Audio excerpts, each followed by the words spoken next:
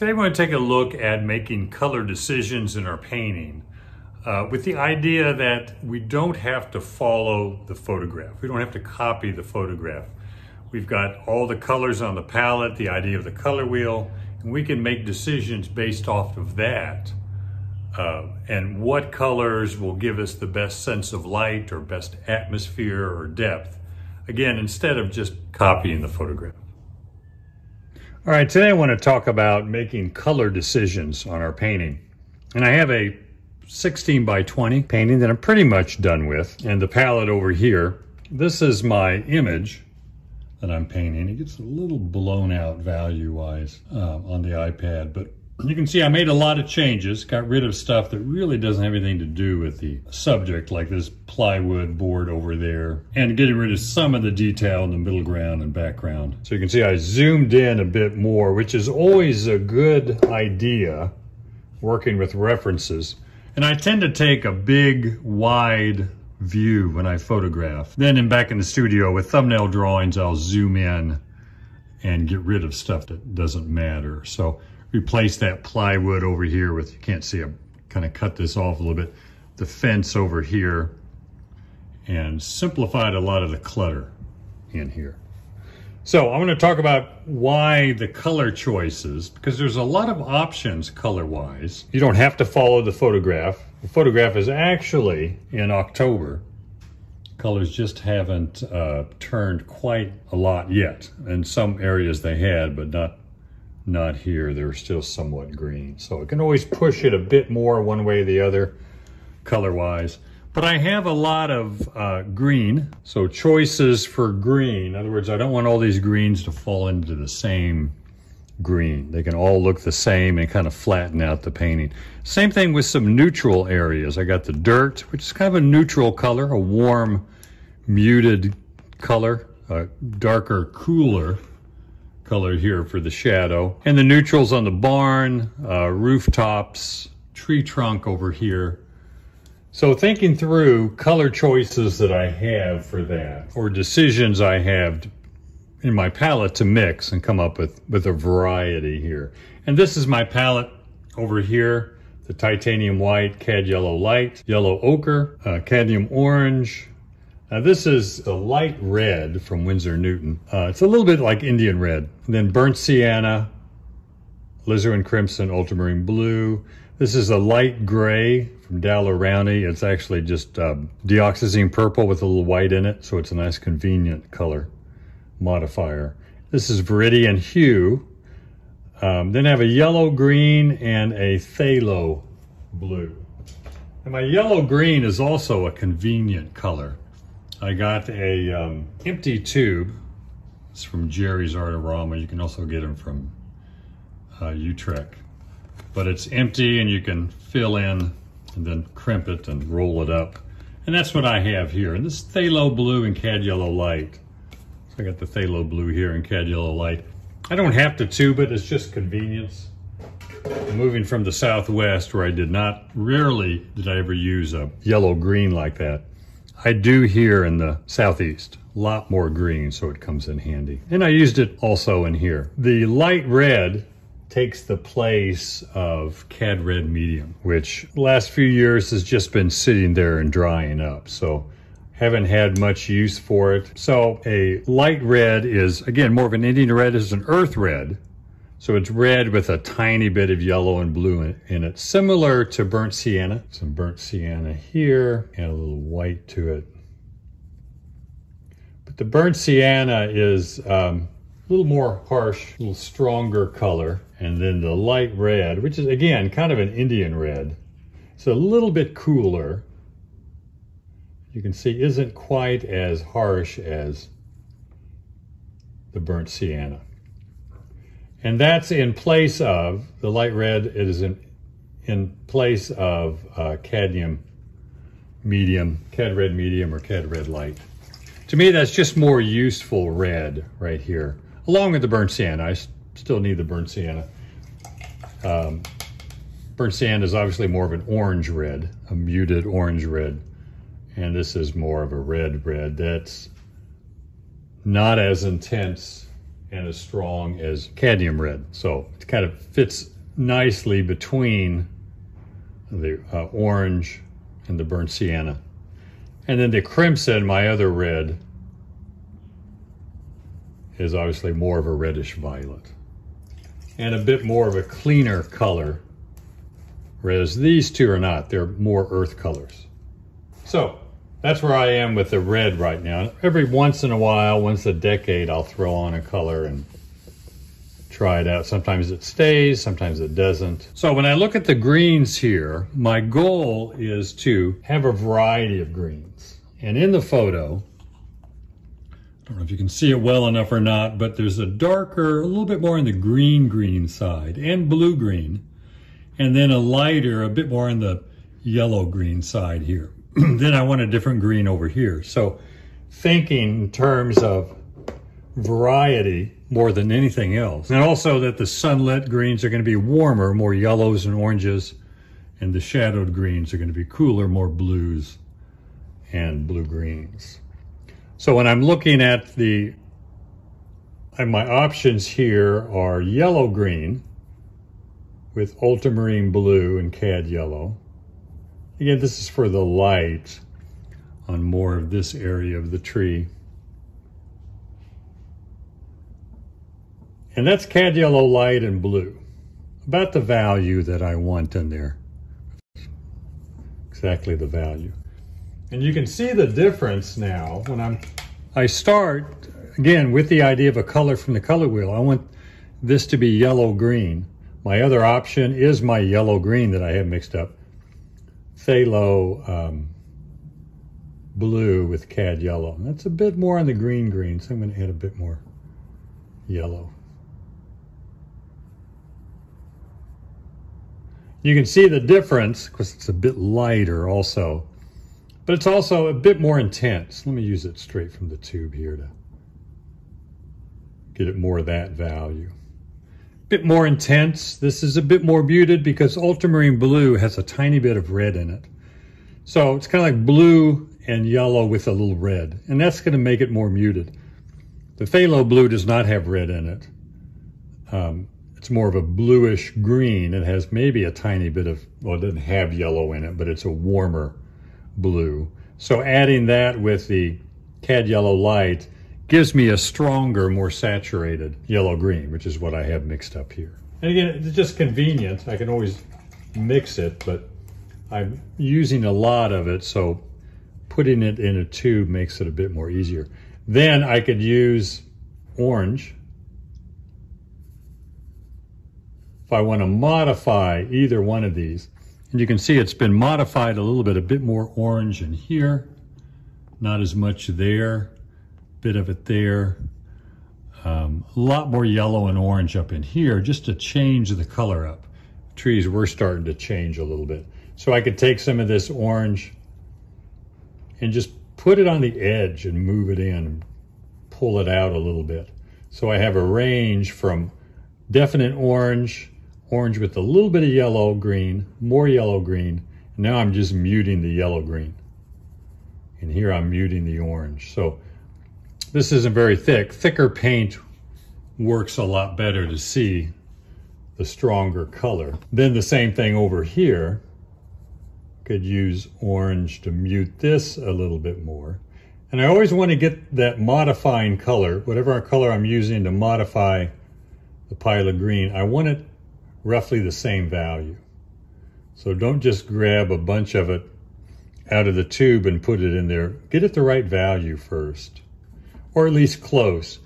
And for these modifying colors, I don't mind them being a bit lighter, but I don't want them darker than that color.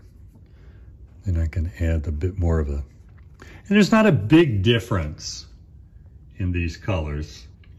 Not a big difference, but a subtle one. And it's that subtlety that I'm after. And once I establish from the color wheel what color that's going to be, make my choices from my palette, and my palette is kind of set up based on the color wheel, then I can modify it. And I can modify with a lot of different colors, even a little bit of violet, so the dioxazine purple and white. Again, get it roughly the same value, pull it into some of this green. And that also gives me a still warm yellow green, but slightly muted. And all of it is somewhat muted. Then I can come back with a few spots of stronger yellow green, maybe not muted at all. Add a bit more cad yellow to it. And then that really stands out next to the more muted greens in there. And I have more of the yellow green, yellow orange green, a little bit of violet in some of the yellow orange green. But here it's more blue green and blue green back in here, even in the light area. And for there, I can go more ultramarine blue, a little bit of yellow. And again, the ultramarine blue has a bit of red in it. So it's going to give me a fairly muted bluish green. And that's what I have up there. Again, I can take some and use a little bit of a alizarin crimson, get it the right value, and I'm going to add a little bit of it on the edge. And that's going to give me a more muted, really muted, kind of bluish green. And I can chop that around. And the stronger blue-green and the really muted blue-green right next, they don't necessarily have to blend them totally together. Just right next to each other create a little bit more of a vibration that's real effective in the painting. Now also looking at the dirt, another option here to kind of think through. Very neutral color. So again, I'm looking at things and, you know, blue sky, I'm going to put it in the blue category. The yellow green, the green, the blue green, making all these decisions based on a definite color from the color wheel. Then modifying it really helps you stay away from just trying to copy the photographic color. But when I come to an area like the barn or the dirt, then suddenly I can't always say, well, that's a blue or a yellow or a green. And you can see the dirt, a bit more on the orange side, if anything. So if I had to pick a color for the dirt, it would be an orange to a red orange. It doesn't necessarily look like orange or red orange, but it's warm. So I'm not going to pick a cool color. And it's muted, so I can just mute the orange. But I can also just think in terms of gray, neutral. And a neutral is a color that just kind of sits in the middle. It's not a definite color. So if I get blue and orange, let's use blue and orange here. I decide I'm going to use just a neutral color on that dirt. So I'll get blue and orange, get it the right value. And that's pretty neutral. You can say that's gray. Put a spot of it there, it's a little too dark. So I make the decision to go neutral there. It's a little better right there. But then I want to think in terms of temperature. Which way do I want to push it? So it's orange and blue, so I'm going to push it more towards the orange. Again, get that orange lighter first and then pull it into the... And I'm not mixing them flat. There's a little more of the blue on this side, the orange on this side, and just kind of... Flat gives you a little more color variety, and that gives me more of an orange. Then I can even push it more, again, just go more orange, less blue.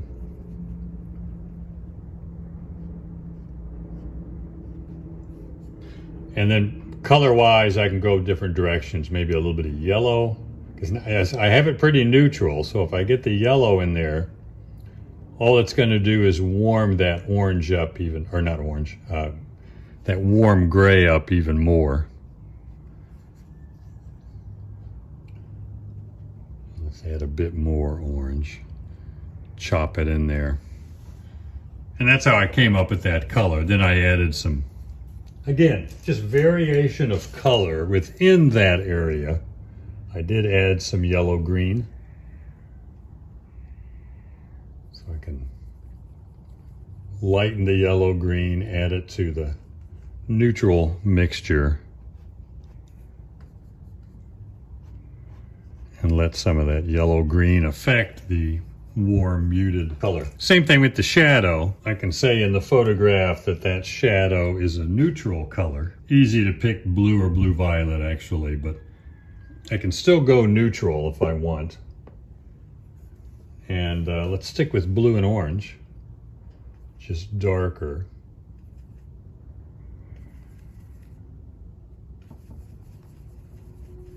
And that's pretty neutral. It looks roughly about the same value, but I want to push the temperature. So I'm going to push it bluer. Should get the blue lighter first. And I could use the phthalo blue as well. It would give me a different neutral color. And that's really on the bluish side. Stands out really blue. What I did was I added a bit more alizarin crimson. So I'll get some crimson over here, lighten it to get it the right value, and drag the crimson around there as well. Just chopping it in. And I use several different colors. Use the orange, a bit of the red. Again, get it the right value. And just chop it in. It's too light. There we go. So you can see, thinking in terms of neutral for color decisions is really helpful. Same thing with the barn. If I use orange and blue down here, I don't want to use orange and blue necessarily up there. I mean, I could. But if I use a different neutral color, it's going to stand out as different and give me a little more variety. So if I go violet and yellow. I'm sticking with complements. Well, to make a neutral, you have to use complements unless you're using black, which I don't like to do as much because it's black. It doesn't have any color to it. Now, if you're violet, whatever violet you have, if it's too blue on the blue side, it'll turn the neutral color a bit green.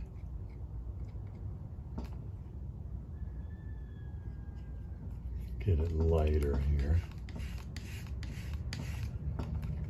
Either that or I had a little bit of green. There we go. Just getting it mixed up. So that gray, you can see, is a little bit different than the neutral or gray that I have down there. It's more orange. This is more yellow with the violet. So I'll put a spot of it there, a little on the dark side, but it does add a little variety of value there. Then I can take that, that's pretty warm as it is, but I can add more yellow and get it warmer.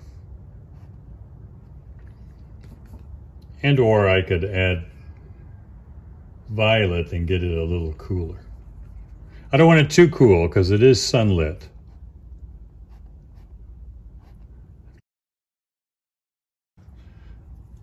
You can see that gives me a different neutral color than the dirt.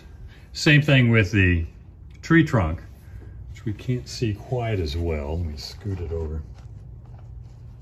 Tree trunk here, I use different neutrals. Going with the idea of blue and orange, I used blue and burnt sienna. And burnt sienna is a muted red-orange. Like to think of it as brown, but there's no brown on the color wheel. So it is close to the complement of ultramarine blue. So I can add the blue and burnt sienna. And I'm looking for the sunlit neutral there on the tree. So, and I'm not picking the burnt sienna because it's brown, and tree trunks are brown, because tree trunks are not brown. They're a gray color, gray green, gray violet, gray blue, gray red. I need to add more burnt sienna, but a very muted burnt sienna, so that's more of what I used up there. And again, I can push that different directions, maybe a little bit of viridian. And when I add color to these color decisions, it's not that I have to see that color in the reference, or if I'm outside, see it outside. It's just the idea that there's a variety of color in there. Whatever I choose to put in there really doesn't matter. I mean, it matters, but I don't have to follow the photograph. What's important about the color variation in the trees is that there's a variety of color. Whether I get the actual colors I see in the reference really doesn't matter, especially if your photograph doesn't pick up the color that well, which is part of the problem a lot of times, is it doesn't. Same thing down in here. A lot of color variation into that orange and blue, and the key is just to have variation. If I add too much cool colors, though, to the warm neutrals, then it's going to lose the effect of sunlight. So I don't want to go too cool, but I do want some cool color in there because it does give it a little variety and create some vibration between the warm and the cool colors. Well, I hope that was helpful in how to understand and making color decisions and just kind of stay away from or get out of the habit of just copying the photograph. And if you still have trouble making color decisions, watch this next video on how to mix color variation. And if you would like this video and share it, that would be great.